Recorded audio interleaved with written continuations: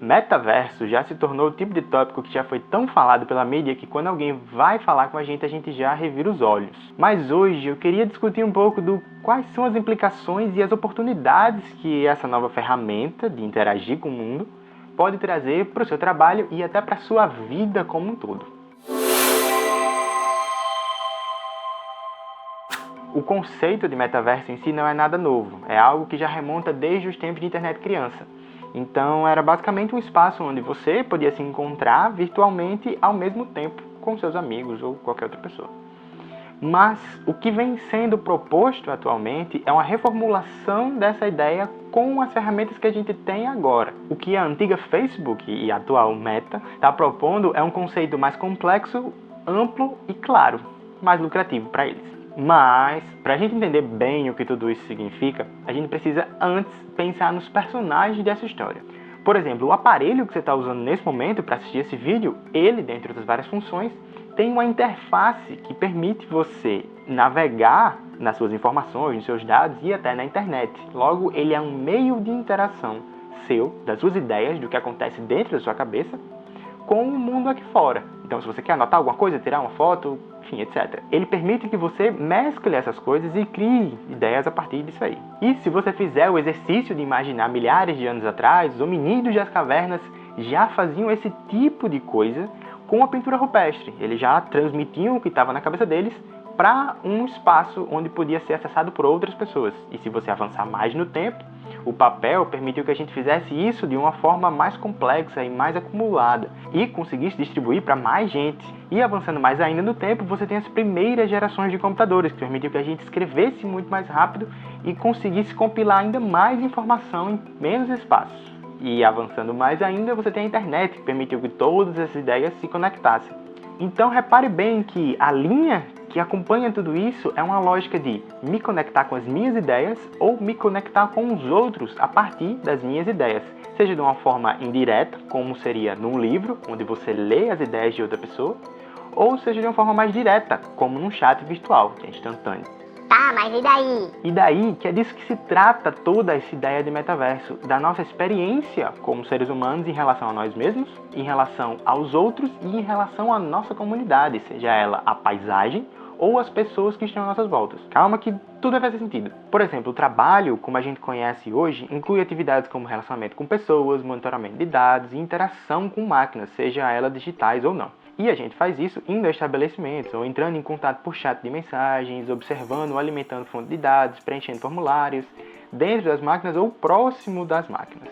Mas e se houvesse um espaço virtual que oferecesse essa experiência mais rica e completa e você pudesse ter todas essas ferramentas para se expressar de forma mais completa e você pudesse até manejar essas máquinas de forma remota? Essa é a base do que eu acredito que vai ser essa nova ideia do metaverso. Um lugar onde a gente vai ter para onde transferir essas nossas ideias e trabalhos e atividades, só que com ferramentas mais dinâmicas e até também encurtando certas distâncias internacionais, por exemplo. Porém, para a gente poder viver essa experiência de forma rica e completa e inclusiva e tudo mais, a gente precisa construir um ou vários metaversos. E para a gente imaginar como que a gente vai fazer tudo isso, existe esse gráfico aqui feito pelo John Radoff, que é, entre outras coisas, um grande evangelista dessa coisa toda do metaverso. E ele traz como é que a gente vai poder construir e quem são os personagens que vão construir esse metaverso. E ao final de tudo, para que a gente vai construir esse metaverso?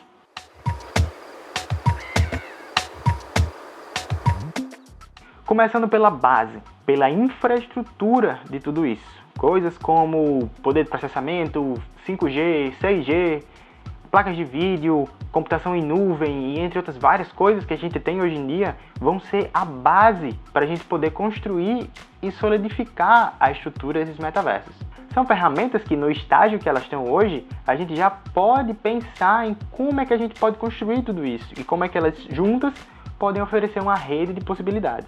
E claro, é necessário pessoas para poder construir tudo isso, seja construir a parte física de um processador ou programar tudo isso para funcionar. Então, se você é dessa área, fica de olho em quais são as linguagens que podem contribuir para tudo isso e em qual estágio de desenvolvimento tudo isso está, porque daqui a 3, 5 anos pode representar uma boa oportunidade de você conseguir entrar em projetos que estão querendo desenvolver isso aí. Mas programar está longe de ser a única profissão envolvida nisso. A interface humana é sem dúvida uma das fases mais importantes disso tudo. A forma como a gente vai navegar nesses metaversos é crucial para o sucesso, a implementação e a distribuição dele, a acessibilidade dele, a adoção dele pela grande massa. Smartphones, capacetes VR, luvas ápticas, comandos de voz ou gestos são algumas das opções que já existem em desenvolvimento hoje. E tudo isso precisa de times de design, UI, UX, entre outras formas de engenharia para se chegar em produtos e resultados desse tipo de coisa. Então, se você tem afinidade ou faz parte dessa área, procurar entender como essas coisas funcionam pode garantir para você uma boa oportunidade daqui para frente. Mas se você também não faz parte desse time, pode ficar tranquilo, porque na próxima camada tem profissões que ainda nem existem. A camada de descentralização inclui coisas como computação de ponta, que a gente já falou aqui, inteligência artificial, microserviços e a famigerada blockchain dos bitcoins e dos ethereums. Aqui, o que deve acontecer é a implementação de modos de distribuição desse metaverso, ou seja, reduzir tempo de carregamento, melhorar a experiência, melhorar a performance, fazer com que quem esteja utilizando aquele metaverso não tenha que se preocupar se ele vai funcionar bem ou não. E o curioso aqui é que talvez nesse ponto os consumidores tenham que começar a pagar por poder de processamento, como hoje é, por exemplo, com a internet. E aí você pense, que tipo de profissional é necessário para que a gente possa implementar e distribuir esse tipo de serviço? Imagina aí. Comenta aqui embaixo o que é que vem na sua cabeça. Porque na camada seguinte vem as profissões que já existem, mas vão ganhar um espaço muito maior. Na camada de computação espacial vem o pensamento de onde tudo isso vai acontecer, quais são os cenários dos metaversos, quais são as suas paisagens. E aí você tem vários softwares de 3D como o Unreal Engine, a Unity, o Blender, coisas como realidade virtual, realidade aumentada ou realidade estendida e mapeamento geoespacial, que seria uma forma de, entre outras coisas, você virtualizar objetos e espaços reais. E para que tudo isso possa acontecer, é necessário conhecimentos como arquitetura, design de interiores, design de experiência, 2D, 3D, desenvolvimento de jogos, além de várias outras profissões que vão surgir com o tempo, mais específicas voltadas para esse tipo de área. E depois de tudo isso feito, vem a camada que vai dar largada nesse metaverso. A economia de criadores. Ou você nunca foi impactado por uma propaganda no Instagram, alguém vendendo um curso, ou uma comunidade paga, uma assinatura mensal, alguma coisa assim feita por outras pessoas. Nesse estágio é onde essas pessoas vão poder comercializar suas habilidades, seu tempo e sua atenção. E para que isso aconteça, a gente precisa de ferramentas, tipos que já tem hoje, por exemplo, sites de fazer sites, lojas com artes prontas, marketplace para fazer lojinha online e por aí vai. Só que tudo isso pensado num contexto de um metaverso. Na sexta camada acontece o resultado disso tudo. O que é que a comunidade, os usuários, o público está achando disso, daquilo, como é que tal ferramenta impacta determinada comunidade, se tal loja é confiável de comprar, se tal produto é bom. E aí é impossível não imaginar que a gente vai ter influenciadores como já existem, só que na sua versão virtual. E na ponta desses metaversos vão estar o foco na experiência, ou a soma total de tudo isso, só que entregue às grandes massas.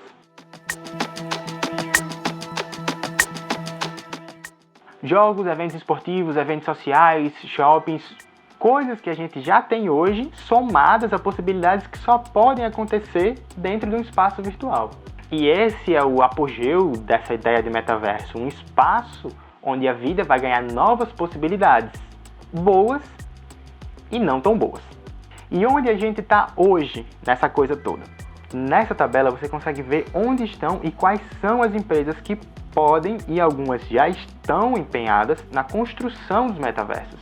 E com uma busca rápida no Google, a gente consegue também encontrar coisas que já vão dando indícios do que é que está acontecendo. Além da óbvia mudança do Facebook para Meta, tentando trazer aí essa nova perspectiva para dentro da empresa, tem coisas que não são tão óbvias, como por exemplo a recente aquisição pela Microsoft de um aplicativo chamado Discord, que é muito conhecido na comunidade gamer justamente pela sua capacidade de facilitar a comunicação, a integração e a formação de comunidades em volta de gostos partilhados.